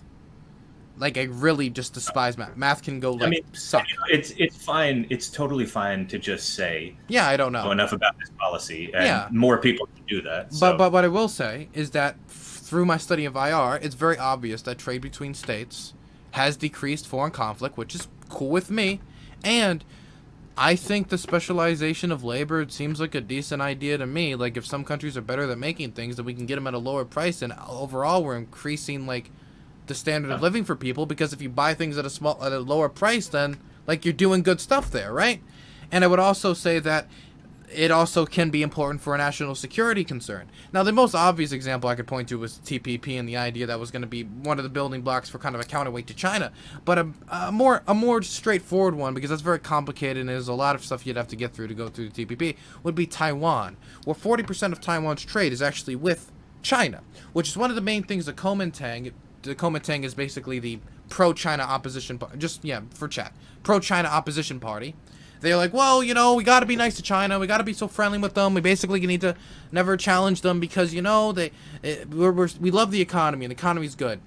And they do have a point when it comes to, at the end of the day, they have a thumb over the line of the Taiwanese economy. I think a free trade deal with Taiwan would be amazing. It would make so much sense. Not only would it be good for us because we have another big trading partner and it's one that ideologically agrees with us a ton and strategically is of extreme importance, but it also would allow that if the Chinese ever decided to go on the economy, on trade with Taiwan, they would, while it wouldn't be a perfect landing, they'd have some cushion to fall back upon. If you want a book recommendation on because we've kind of have found ourselves gravitating back towards the Pacific Rim several times, talking about Korea, Japan, Taiwan. There's a book called How Asia Works. It's not foreign policy really; it's more economics. But it's, you know, you won't have to know any math to read the book. And it's the story of how these countries developed, what strategies they used to become kind of the Asian tigers, quote unquote, that they became, because you know they all went through these rapid periods of industrialization in the 1950 to 2000 timeframe. So just because you seem kind of fascinated in that part of the world, you might enjoy it. I center on the Middle East, but Asia is the other area that really fascinates me because I feel like it's gonna be I can just see I see all the chess pieces being moved there. I see it developing very, like, right before my eyes, and it's so obvious it's gonna be such a big center of kind of friction going forward. And I think it's of extreme importance for us all to have our eyes over there. I mean, I think, like, there's some, like, the media is finally getting something. You can look at Hong Kong, for example, which this is actually something I wanted to talk to you a little bit about, the Hong Kong issue. Now, I'm extreme supportive of the Hong Kong movement. But I think it's almost I feel like what do you think about if I was to say the Hong Kongers lost at this point? Oh yeah, they've lost. Yeah, it's over. It's I mean, like, kinda, the primary results are good. The 600,000 people turning out for the primary, but like, they've also made it effectively illegal to vote against or to run as an opposition party. Like, it's just a matter of how strictly they want to enforce it. But it's essentially over at this point. I have several friends in Hong Kong, and like, it's just, Hong Kong will probably exist. The good case for them is maybe they will be like a Singapore, where it's one party government, but at least it's still technocratic and competent and nobody abuses their power too much. The more likely case is they're just going to become another Chinese city. Yeah. And like, they will, in name, they will still have a separate government, but like, it has to be approved by Beijing. You can be arrested for saying free Hong Kong or democracy Hong Kong. Like, it'll probably just become another Chinese city. I think it's basically lost. And you see a lot of people beginning to shift the conversation into, the UK is saying anybody refugees who, now, just about anybody can become a British. If you're a Hong Konger, you can have a pass to become a British citizen within 5 years. I wish the US would do the same thing. There are some people who are like, we should build a charter city. We should take some unused coastline and build a brand new city and like make it the new Hong Kong and like allow anyone to. Those people are obviously, it's like a pipe dream. It's never going to happen, but it's like a really cool pipe dream to think about. It is a cool pipe dream. But that's where the conversation is shifting away from saving Hong Kong into getting Hong Kongers out of Hong Kong. And I mean, like, we can see the legislation that's passed. Because, there's a tanky variety who will, like, shit on the Look, they'll support American protests, but shit on those protests. And people just really like shitting on protests around the world if they're just not of their perfect little, like, if they're not wearing their aesthetics. It's all aesthetics, right? Tribal politics. Exactly. My tribe can never do anything wrong, so I will defend. Yeah, but just a signal of, like, what the future of Hong Kong is going to look like.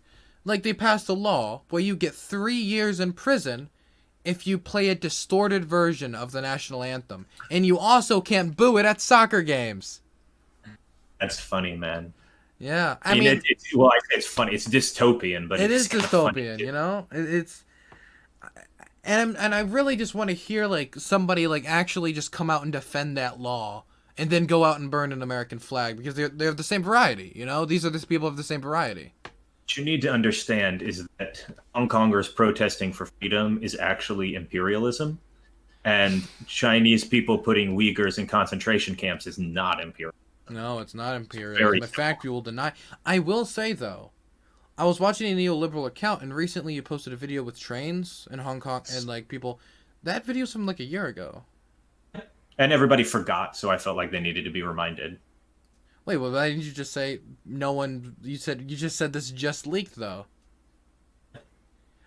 More of that tactical line of yours. You and David Oak agree on more than I thought. You and David Oaks agree on more than I thought. We run our account as a joint account. We have like 4 people with access to the account. That tweet. You cut out for a second. Sorry. That tweet actually came from Colin, who's one of the other guys on the account. We have like 4 people who control the account. It actually gives us great plausibility. If anybody ever does a bad tweet, we just delete it and say it was the bad mod. It's the bad mod. Colin is the one is in our group who's actually the paid shill. He works for PPI, actually gets paid to run the larger neoliberal project. I'm the dummy who does it for free at this point. So yeah. It's a bad gig. Hey, man, I finally am getting paid for it. I'm a political consultant now. Are you familiar with 21st Century Democrats? I am not. Oh. Okay, basically they're a 30-second pitch there. They're a political PAC that basically throws monies at progressive Democrats to win in states.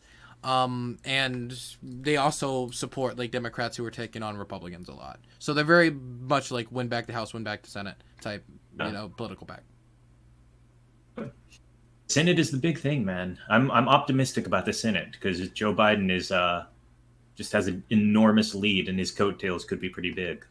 So yeah, well, You know what? I think we're Honestly, it was. I think it worked out so well because I just like literally today, Trump's new campaign manager. I can't get over it. Brad Tweeted about it.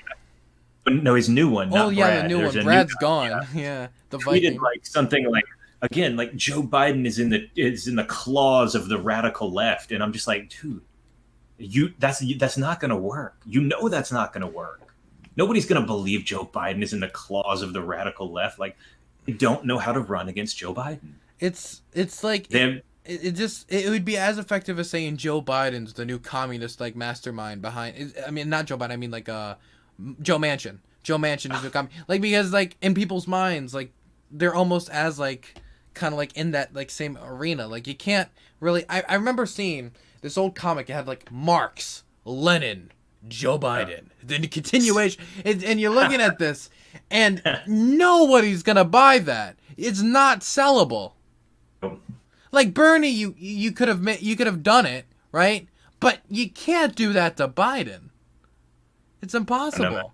It's funny, and the thing is, again, I think it's such a funny thing that Biden has the aesthetic of being a moderate and is thus able to like advocate for basically Pete Buttigieg's healthcare plan and Elizabeth Warren's bankruptcy plan, and you know the non-stupid parts of the Green New Deal, and like a bunch of stuff that like is on the Democratic wish list. But because he's like, you know, Aviator Joe, you know, with licking the ice cream, washing his Corvette in the driveway, like nobody's gonna believe that like Joe Biden is some crazy leftist. It's just never gonna happen.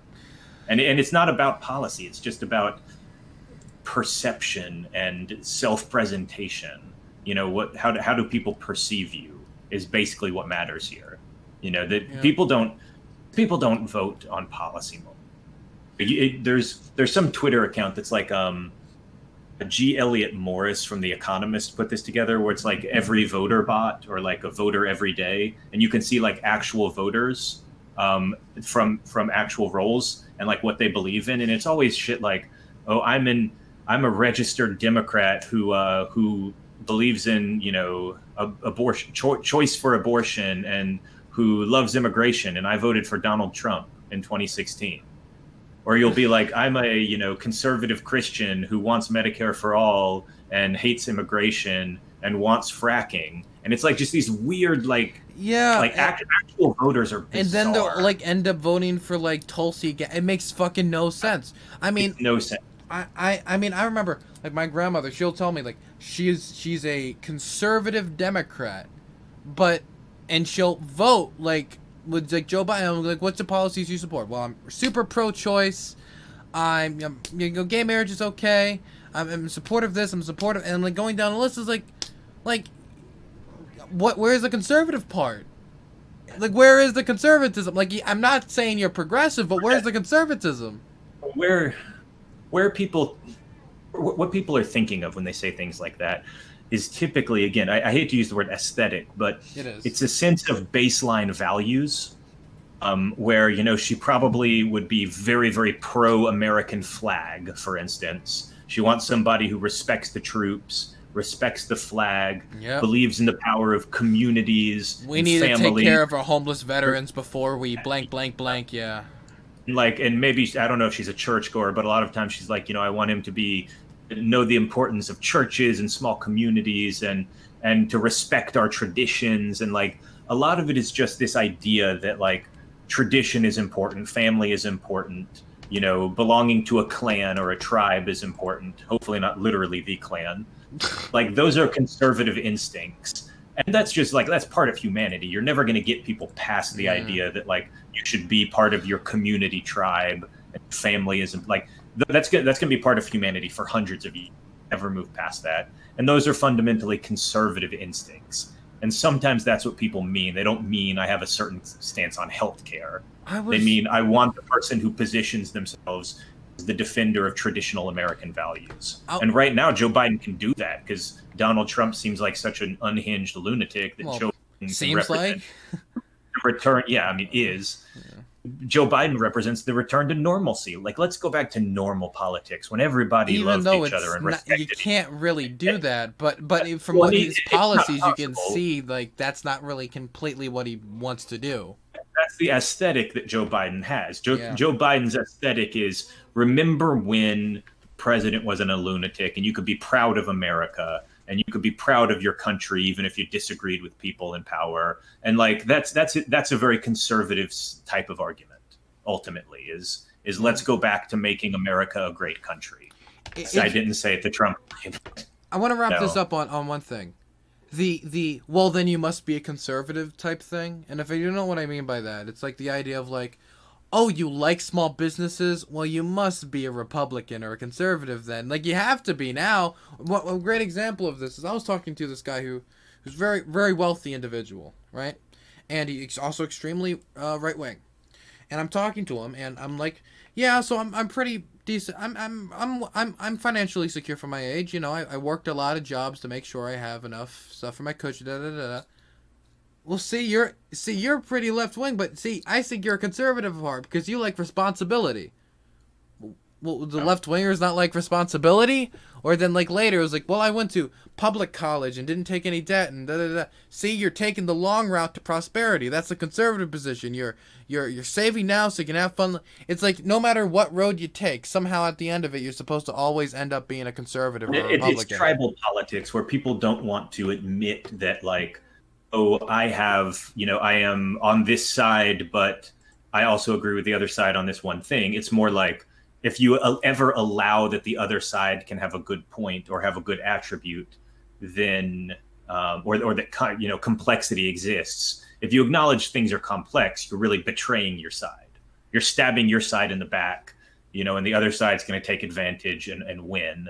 And so they try to erase complexity in the name of tribalism. Okay. And because that's what he's doing, right? He's basically saying, if you think like this, you must be one of us. If you like the good thing, then you are on the good side, which is us, basically. Yeah. And the world is complex. My favorite way to say this is like, we can count to two. You can have an instinct towards capitalism and also have an instinct towards the welfare state. You don't have to be one extreme or the other. Like, we can count to two. You can do both things. So there's not enough people in the world who are willing to just admit that, as simple as it is. Okay, so I've got a few. I'm going to do a lightning round. So I'm going to ask you a bunch of questions really fast, and I want to hear your take. Okay. Okay. Amy McGrath, Thanks. does she have a shot? Nope. And they wasted too much money when they should have put that money in Arizona, Montana, North Carolina, and Iowa. Awesome. What do you think our position with the Kurds should be moving forward? Soft power steps, realpolitik, with the end goal of getting Kurdistan in a 20 to 30 year time frame. Oh, so you're a free Kurdistan guy? I think the Kurds deserve a state, just like people, who want a state. Wonderful. What do you think of Netanyahu? Don't know enough, but he seems like kind of a dick. Awesome. What do you think of Duterte? Horrific, awful. I have in-laws who are Filipino, and it's horrifying. Okay. Legalization of marijuana. Yes. Yes. Okay. Legalization of sex work. Cautious. I don't think like prosecution is the greatest idea. I am hesitant about total legalization because I think sometimes the costs are overlooked. Mm-hmm. So I want to see more research, and I would hesitantly move forward. It's like decriminalization. Okay. What's the future of police reform in this country? Localized. There's not much that can actually be. There's certain things that can be done at a national level, but what's really going to matter is city by city, county by county. There's like 20,000 police forces in this country, and they all have different rule sets. And you're going to have to see movement at a very local level. You're going to have to see local organizing take care of a lot of this. Okay. Beyond any specific policy, the overarching theme is that it's going to have to come in little fits and starts at a very local level.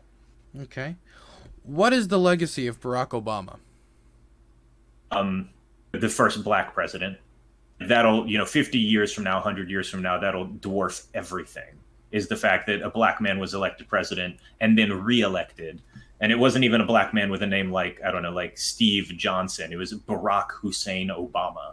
And he still like won two elections, one of them overwhelmingly. He'll be remembered for some policy stuff, probably healthcare, but overwhelmingly the fact that he was the first black president and left office when he was pretty popular is going to be the main storyline. Okay. What are Joe Biden's chances of beating Trump in November? The Economist currently has it about 92%, I think. Nate Silver hasn't released his model, so I'll go with The Economist. Okay. And finally, I'll do two. I'll do this one and then one more. Wait, I'm trying to remember what it was. Oh, should leftists and liberals work together? Of course. And they do all the time. Okay. And last question, and this is of extreme importance, so really heavily consider this one. Should people sub to Dylan Burns TV on Twitch? People do sub, and also gift tier 1 and tier 2 and even tier 3 subs. Wow. And maybe something with Twitch Prime, maybe sprinkle just a little bit in maybe there? sprinkle some bits in there. I don't know. I mean, what I'm saying is, I like it when people do well and the economy does good, and I think it's an economic boost. And for somebody who believes in program for Dylan, yeah, is the Dylan Burns stimulus program. Yeah, I think this is actually the first part of this new deal we're putting together, right? It should be actually a bunch of Twitch Primes in my chat. Are you about to finish after we wrap up this conversation? Most likely, yeah. I was gonna go just tell Liz good luck debating the neocon a little bit and be done. Stuff. I will say that after I jump off here, I'm going to be streaming on my channel for a couple hours more after this. So if anybody watching now wants to hop on the neoliberal train, it's twitch.tv/neoliberal project. So yeah, 1 second. you're invited. Put it in chat. See a bunch of my regulars in your chat. So. Neoliberal. You can put it in my chat if you want. I'm sorry, I just don't have command already. There's one last thing I almost forgot. Am I gonna get that follow back? Am I gonna get that? On Twitter? Absolutely. Wonderful. I'll have the Gravel Institute and the Neoliberal Project follow me on Twitter. This is the future of left-wing politics in this country. My favorite fact about the Neoliberal Project, or the Neoliberal Twitter, there was a point in time where we had the founder of Jacobite magazine, which is like a NRX kind of neo-reactionary magazine. Oh boy. And we had the founder of Jacobin magazine, which is obviously a leftist mag. Yeah. We had both the founder of Jacobite. Did you see their article on Srebrenica? No. Do I want to? It was the anniversary. Hey, Shika OW, thank you so much for the Twitch Prime. I deeply appreciate it. Basically, on the anniversary of the Srebrenica genocide, they posted a tweet about how people basically use it too much as an example, like talk about it too much, kind of, and use it as an example. Talk about the genocide. Come on, it was just a little one. It was so bad. They deleted the tweet, but the article's still up because it's an old article and they reposted it that day. But the article makes the argument that has been used to justify bad conflicts and going into bad conflicts. Which, okay, you can make that argument, but then make the argument that it's not comparable to Srebrenica, not that people should stop using Srebrenica as an example, because if something's comparable to Srebrenica, then we should use that as an example. Like, the whole point of Srebrenica is never forget Srebrenica, never forget what happened there, and they're literally saying, Lamal, forget. Occurred. One of the funny things, if like the neoliberal subreddit loves to celebrate that, like if you go to Kosovo, they have like giant statues of like Bill Clinton and Hillary Clinton, Albania, for being like, or like literally there's a Kosovar name called Tony Blair, and it literally they started naming their kids one word Tony Blair after the intervention, like oh god, because Clinton and Tony Blair were so popular there. Yeah, I mean for decent reason for the Kosovo population, most definitely. Oh, somebody did just donate, and I already know what the answer is going to be to this, right? Yes. But they donated, so I definitely have to ask it. And it's from Mark Monkey, another a leftist streamer on the platform. Love Mark Monkey. Ask him if he supports Medicare for all and ending private insurance. This would be a prime debate for me. Well, so the answer there is complicated. If I had to choose between the current system, which is essentially Obamacare but eviscerated by Trump, and Medicare for all, I would probably choose Medicare for all. If I could choose between Medicare for all and a variety of other systems, I would not choose Medicare for all. I would not end private insurance. I'm willing to like compromise on healthcare because our current system is so bad that there's a lot of different ways to make it better. My preferred option is probably something like a Germany style system or a Netherlands style system that keeps private insurance. You know, most first world countries do not have like a UK style or a Canada style one single payer kind of thing. Most places have multi-payer and it works fine for them. My preferred option is something like the Pete Buttigieg or Joe Biden plan, which is more public option oriented. Mm-hmm. But again, if the options were Medicare for all or nothing, no change, I'd probably accept Medicare for all if it was the only thing on the table.